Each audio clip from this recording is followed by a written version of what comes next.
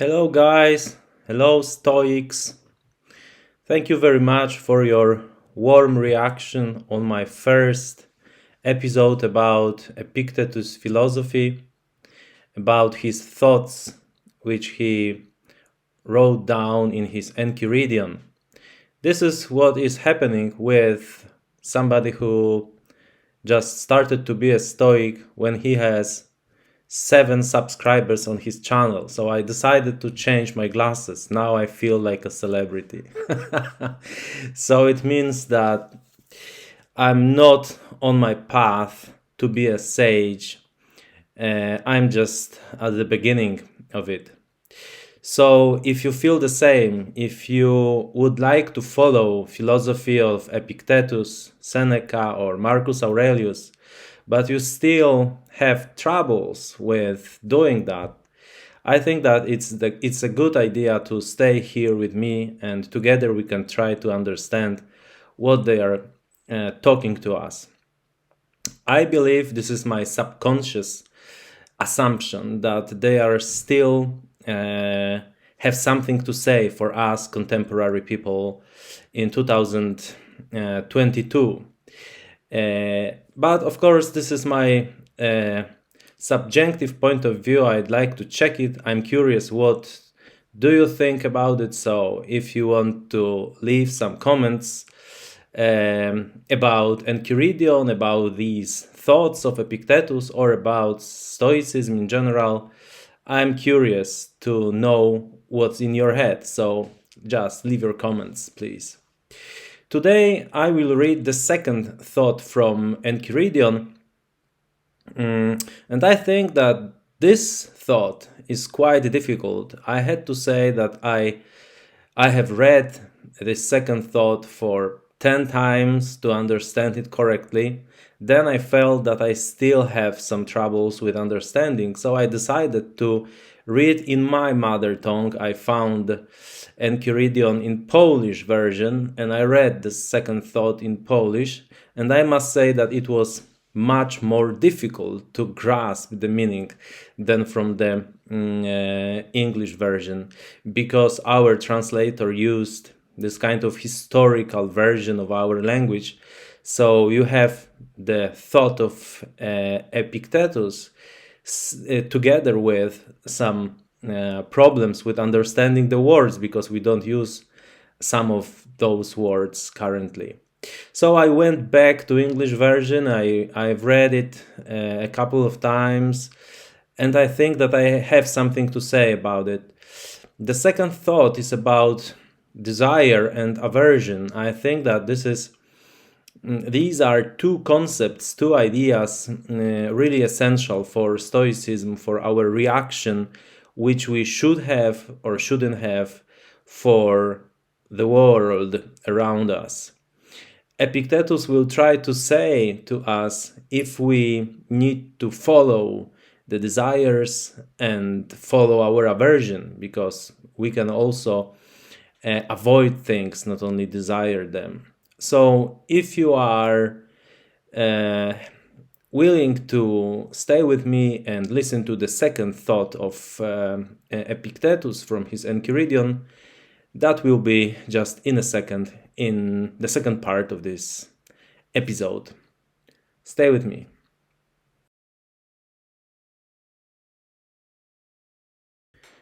Okay, so now I'm going to read the second thought from Enchiridion, the book written by ancient philosopher Epictetus. To do that, I need to change my glasses because I'm, frankly speaking, blind in these ones. So let me change for the more academic appearance. And the second thought: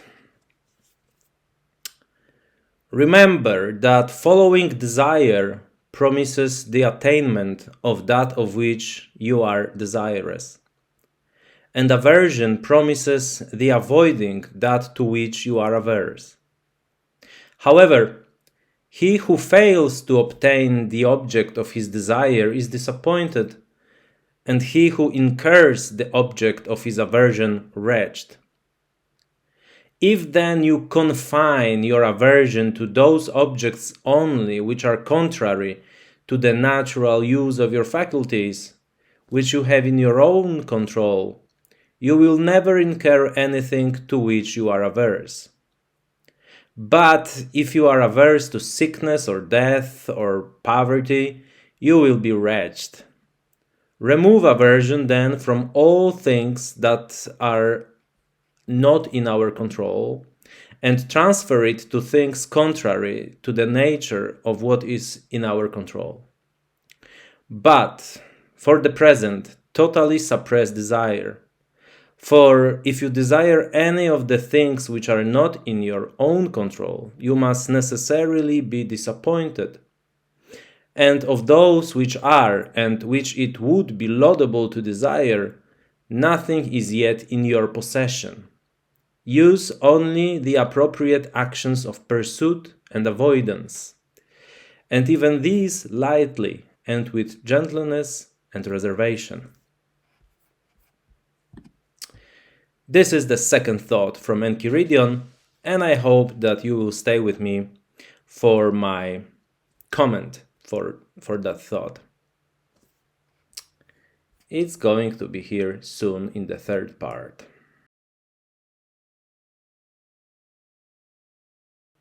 To understand the second thought from Enchiridion correctly, it's necessary to remember the first impression from that book. In his first thought, Epictetus says that there are things which are under our control and things which are beyond our control. Among those things which are beyond our control are things like our body, death, poverty, properties, powers. These are things which we should stop thinking about. We should be more indifferent for them because we can't predict what's gonna happen in that zone which is beyond our control. We should be more focused on those things which are under our control, and among those things are mostly our thoughts, everything what we think about the world, what we think about ourselves. We should be more focused on our own, because this is the only sphere, the only dimension which we can control, more or less, but still we have some power over those things. You can stop thinking in one way about life and you can force yourself to think differently using some exercises, etc., etc. And knowing that we have these two types of things under our control and beyond our control, we should know that there are emotions, of course. And among all of the list of emotions, there are desire and aversion. I think that these two feelings are contrary to themselves. And on one side we have desire, on the other side there is aversion. So between them there is the whole spectrum of life. So sadness, happiness, etc. So Epictetus is trying to show us in this thought that we should remove from ourselves, from our brain mostly, these two feelings. We have to be somewhere in the middle on this spectrum of emotions, because there is a trap when you desire something, even if it is in your control. When you desire something, there is a chance that you will receive it, but at the same time, of course, there is a huge probability that it's not going to happen, and then you will be disappointed.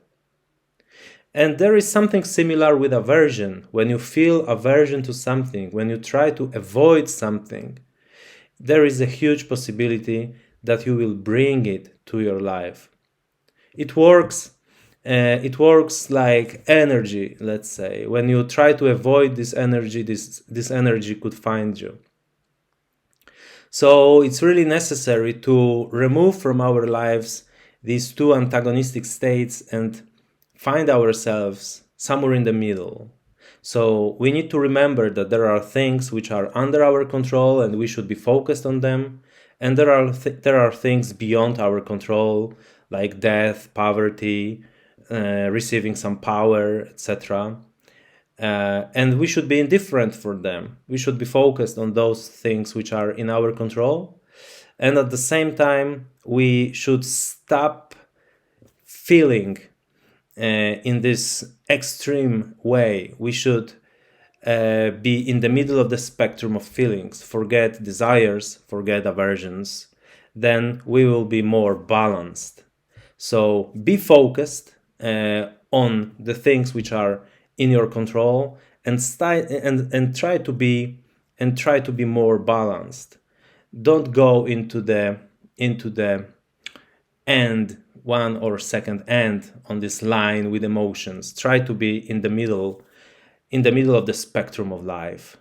I think that this is the advice from the second thought from Enchiridion. And I'm curious, what do you think about it?